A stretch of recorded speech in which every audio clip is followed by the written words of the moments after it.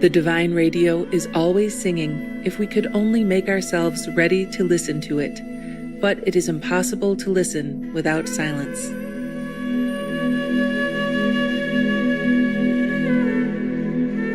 Please continue watching to find out more.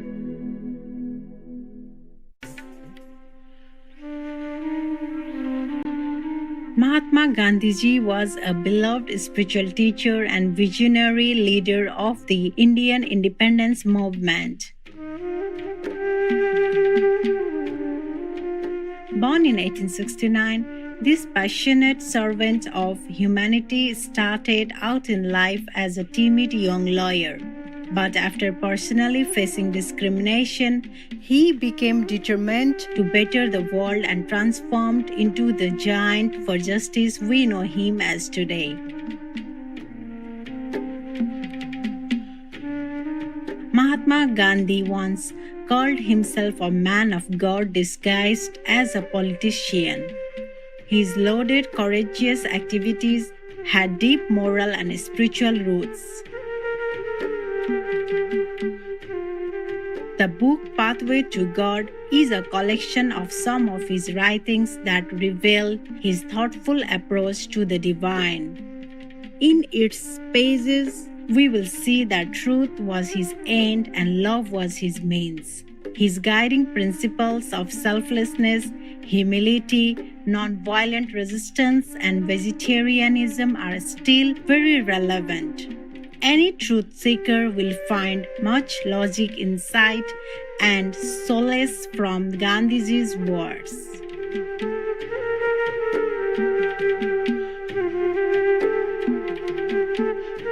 Now we would like to share with you Mahatma Gandhiji's eloquent thoughts from the book Pathway to God. Chapter 10 Meditation Ramanama 1. The Virtue of Silence. Experience has taught me that silence is part of spiritual discipline of a votary of truth. When one comes to think of it, one cannot help feeling that nearly half the misery of the world would disappear if we, fretting mortals, knew the virtue of silence. Before modern civilization came upon us, at least 6 to 8 hours of silence out of 24 were vouchsafed to us. Modern civilization has taught us to convert night into day and golden silence into brazen din and noise.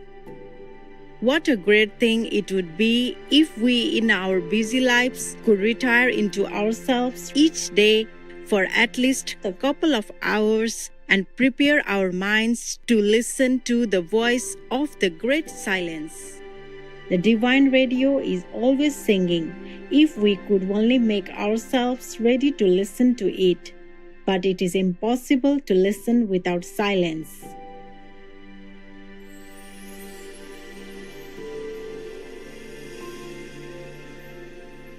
Two, silence facilitates communion with God.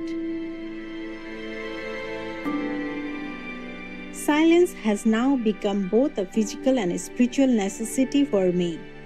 Originally, it was taken to relieve the sense of pressure. Then I wanted time for writing. After, however, I had practiced it for some time, I saw the spiritual value of it.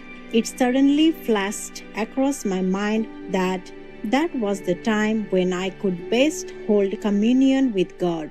And now I feel as though I was naturally built for silence. Silence is a great help to a seeker after truth like myself.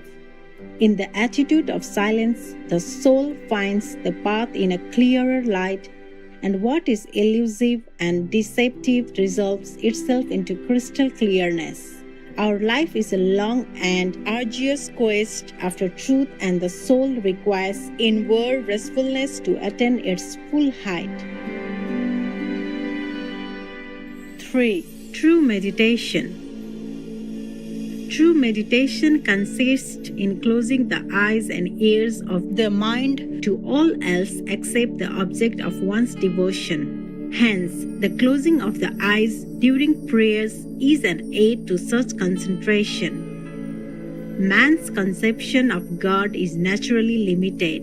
Each one has, therefore, to think of Him as best appeals to him, provided that the conception is pure and uplifting. 4. Power of God's name. Rama is the strength of the weak. This strength is not to be obtained by taking up arms or by similar means. It is to be had by throwing oneself on His name. Rama is but a synonym of God. You may say God or Allah or whatever other name you like, but the moment you trust nothing but Him, you are strong. All disappointment disappears. Ramanama is an alchemy such as can transform the body. The conservation of vital energy has been likened to accumulated wealth, but it is in the power of Ramanama alone to make it a running stream of ever-increasing spiritual strength, ultimately making a fall impossible. Just as the body cannot exist without blood, so the soul needs the matchless and pure strength of faith. This strength can renovate the weakness of all man's physical organs.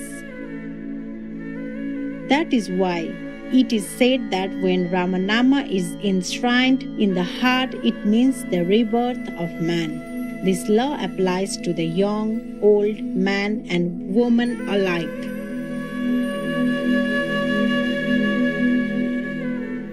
5. Take the name with every breath. Though my reason and heart long ago realized the highest attribute and name of God as truth, I recognize truth by the name of Rama.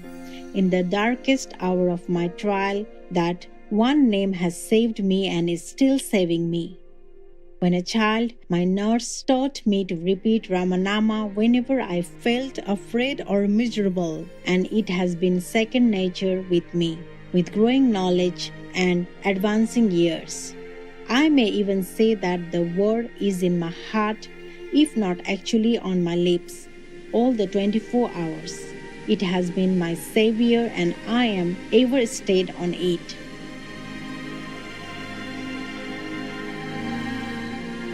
What is the mark of a man who has Rama enshrined in his heart?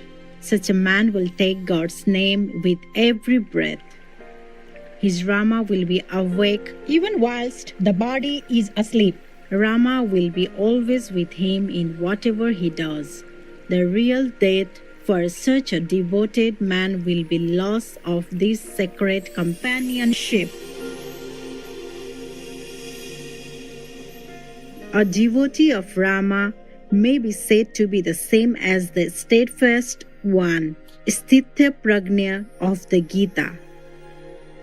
He will live in the consciousness of soul and look to the care, first and last, of the end-dweller. Such a man will take God's name with every breath.